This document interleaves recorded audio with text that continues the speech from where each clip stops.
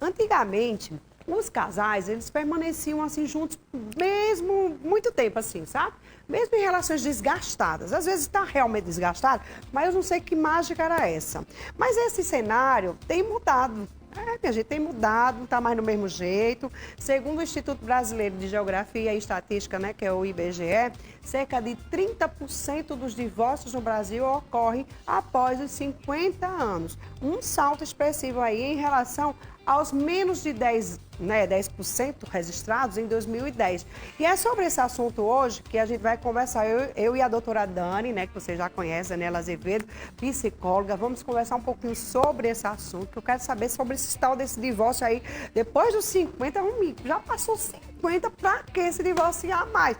Dani, tudo bom? Seja bem-vinda, mulher.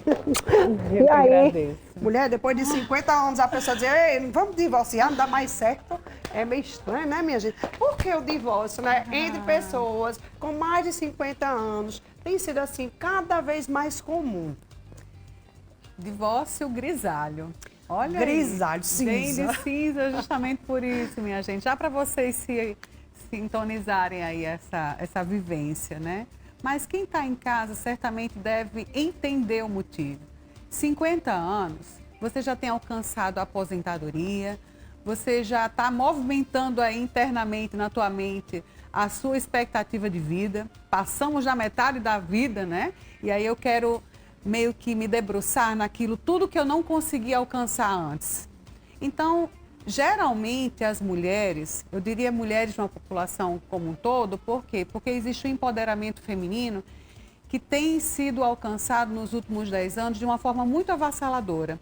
Então vamos pensar, eu tenho o meu lugar, eu tenho a minha independência e aquela visão de marido provedor, de somente o homem se disponibilizar a organizar essa rotina, ela já está um pouquinho defasada.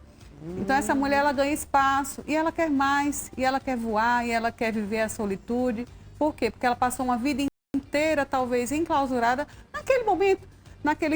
Naquela fase de relacionamento, né, que a gente sabe que é até um modelo de relacionamento, né, anteriormente, dos nossos avós, dos nossos bisavós, que vivenciavam unicamente o casamento como algo para a vida.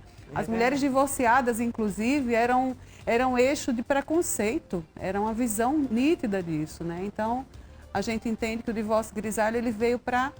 Na verdade, o termo, né? Porque foi trazido até nos Estados Unidos, né? Esse termo, colocado agora no Brasil, está vindo em alta. Por quê? Por conta da quantidade de divórcios que estão acontecendo nessa faixa etária. Agora, antigamente, né, muitos casais, eles passavam muito tempo juntos, uma vida inteira juntos. Ainda existe, claro, casais que estão aí até hoje, né? O que é que segurava esse relacionamento? O que é que faz segurar esse relacionamento? Se legitima, antes de tudo, pessoas que são religiosas, né? Antigamente, eu acho que se a gente for falar de um dado histórico, né? Essa coisa do pudor, de não ter mais do que um parceiro, né? De viver em função da procriação. Antigamente era mais fácil você ver mulheres que tinham 10 filhos, né?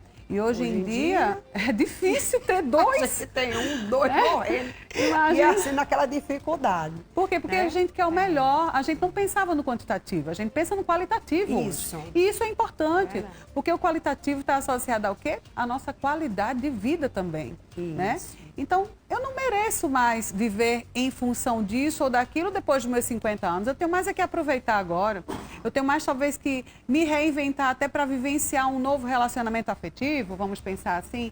Então, chega, Marília, chega no consultório pacientes com média idade, aí que eu falo que é a fase madura, a fase da loba, a fase dos meus rapazes também autossuficientes, né, que querem se desgarrar daquela responsabilidade do eixo familiar. Não, eu já criei meus filhos, tá todo mundo encaminhado, vamos embora agora viver a vida.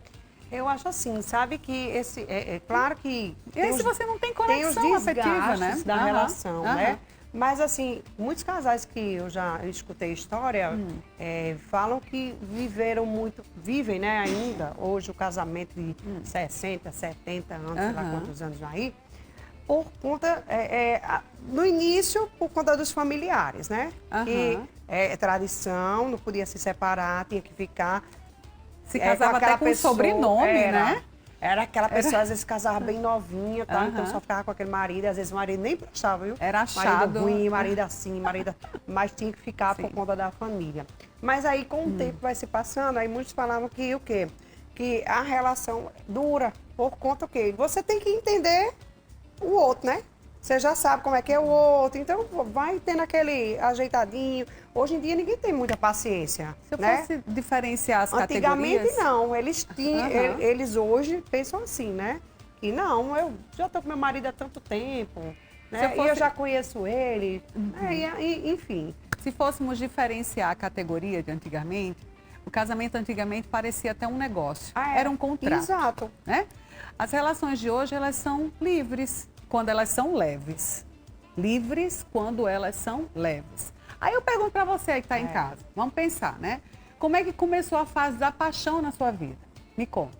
Você tinha saudade, você tinha vontade, sabe aquele beijo gostoso? Aquele abraço com vontade? Aquela vontade de não querer mais sair de perto? Meu amor, você estava vivendo uma fase genuinamente da paixão.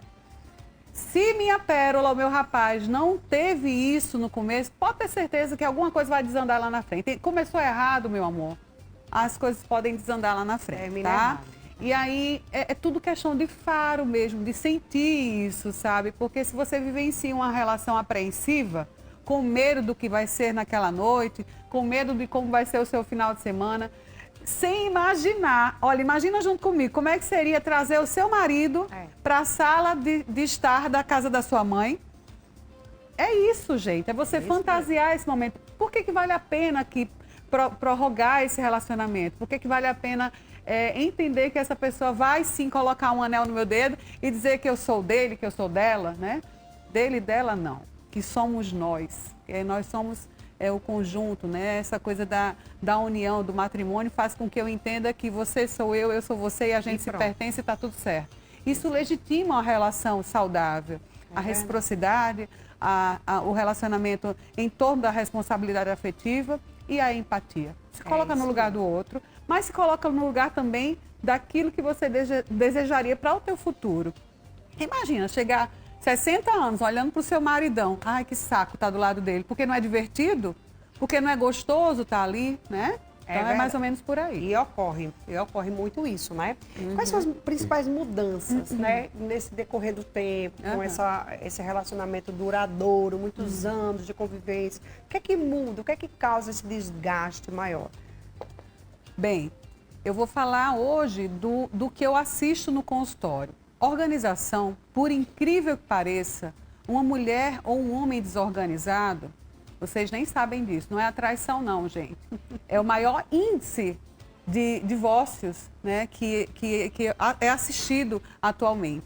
Por quê? Porque uma pessoa que é desorganizada no ambiente, com as coisas dela, financeiramente, é uma pessoa desorganizada internamente também, né?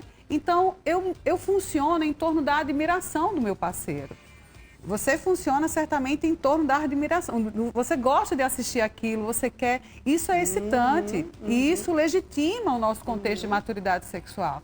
Então vamos pensar que está deixando a desejar, opa, algumas coisas vão saindo do lugar. Financeiro, organização, filhos, gravidez, o não entender como é estar naquele lugar, a relação com a família do cônjuge, de repente a entrada dessa sogra ou desse sogro de uma maneira invasiva, de você não entender que aquele núcleo hoje é a sua família.